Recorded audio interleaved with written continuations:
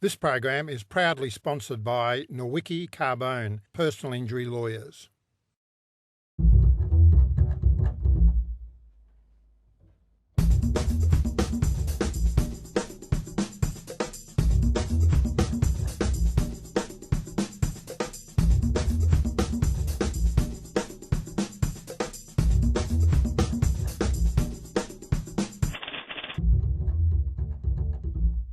Welcome to Conflict of Interest.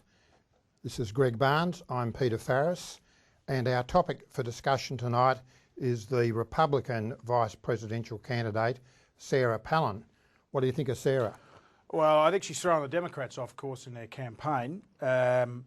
Whether she can sustain that in the long term, we've got a couple of months to go, I think is another question. It was a high-risk move by the Republicans, but it worked. What was the... Well, the risk is... What was the downside in the risk? The risk was this, that you choose someone who's essentially a political neophyte. You choose them. If they stuff up early on, you lose the momentum in the campaign. In this case, she's a natural. It appears to have worked. But Biden has got no momentum. Has never had any momentum of his own. No, but he was put there for a different reason. But he just sits there. But he doesn't produce momentum. No. But what you do with someone who's an unknown, and Biden's well known to the American public. They know what they're getting. In the case of Sarah Palin, they didn't know what they were getting. It was a high risk strategy. For the moment, it's worked. Well, she's governor of a state. Alaska. Yeah. Yeah. That's right. Alaska. She's governor of a state. I mean, it's not as if. But that's not. But that's different. That's different between. There's a big difference between. She's got a lot more experience. Hang on. Obama. There's a big difference between being governor of a state like Alaska and say California, Pennsylvania, New York. You know, the big population states and the swing states in U.S. elections. She's got more political experience than Obama. Well, yeah, it's quite. You know, they've both been around about the same. He's been a senator for 2 years. He's been a senator for 2 years. He was a senator in the Illinois House for a couple of years, or 2 or 3 years. Yeah. What's she done? Well, she's a soccer mum, Parents and Friends Association or whatever, and then a mayor of a town of 2,000 people, and suddenly she's governor of Alaska. Yeah, for 2 years. Yeah, right. Yeah. Well, so how's she more experienced than he is? I think that shows she's more experienced than he is. Well, in what sense, Peter? Well, he's never had to hold any public office where he's had to govern or make decisions or anything like that. He's just been a senator. Nothing. What was he? He was a left-wing street organiser for radical Christian blacks or something in Chicago. Part of the Chicago machine. Let me just say this about Sarah Palin.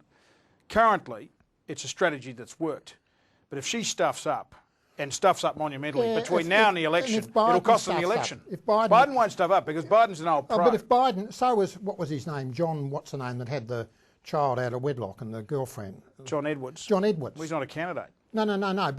But I mean, anyone can stuff up. Edwards was a candidate for presidency.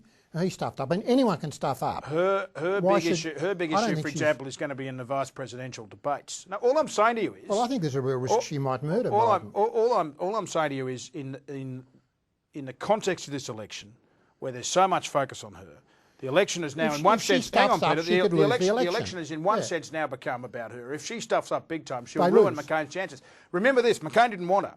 She was foisted upon McCain by the Christian right and it's the only reason they've got energised in this campaign, because McCain is actually a moderate Republican. This wasn't a Republican strategy then. It sure was a Republican strategy. It was a Republican strategy to mobilise the Christian right. You say. To mobilise the Christian right, and the Christian right base. Look, I don't think you're really saying anything more than the obvious, which is if one of the vice presidential candidates stuffs up, it can damage the leader. All I'm saying is this, but this is a higher risk. There's a higher risk of her doing that than there is with Joe Biden. Well, I think there's a greater prospect that if she does stuff up, she'd be forgiven because she's got a lot more human aspects to her. That may be true. That may be true. So I mean, I'm not quibbling with you. I think it is risky, but I'm not sure that it necessarily means that it shouldn't be done.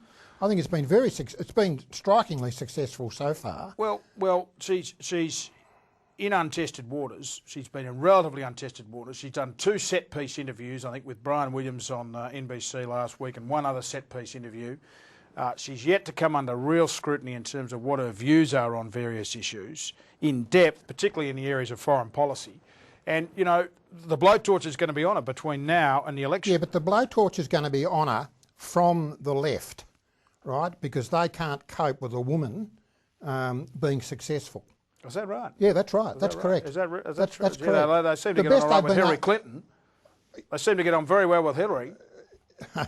They seem to get on very well with Hillary. So do you think he should have had Hillary as the vice president? I think it would have been a useful move, but I think it was very difficult given the way those two had polarised and split the Democratic Party. What about this as a possibility that Biden stands down and they run Hillary? Well, I don't think that's going to happen, and they don't need to do it. They don't need to do it because Palin, in a way, represents a very different constituency to Hillary Clinton. Hillary Clinton represented a constituency that consisted of blue-collar workers in the Democrats, plus a large segment of women voters, but more left of centre, moderate to left of centre women. Palin represents the Christian right. Ordinary men and women. Men and women. People who hate gays, people who hate abortion. That's ordinary men and women. That's ordinary men and women. Who have jobs, racists, bigots. Who work, who hunt. Racists, bigots who go hunting. Who get pregnant. Well, they're not alone there. They're ordinary people. Are they? And they'll vote for her. Do you think Sarah Palin, what's so ordinary about Sarah?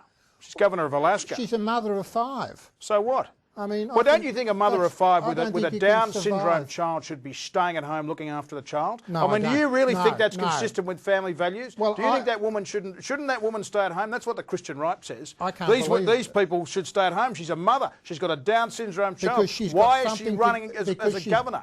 Because she needs to keep this Obama fella out of government.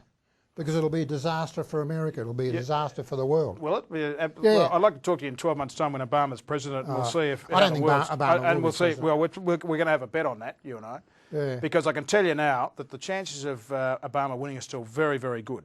Now, Peter, before you go off on another tangent, we're going to have Sophie Black. Who's our guest? Sophie Black. Remember Sophie Black? I remember Sophie. From Crikey, Deputy Editor of Crikey. Sophie Black's going to come on because apparently I said to Sophie, you want to come on and talk about Sarah? And she said, Greg, I can talk about Sarah all day and all night. So Sophie Black coming up on Conflict of Interest when we return.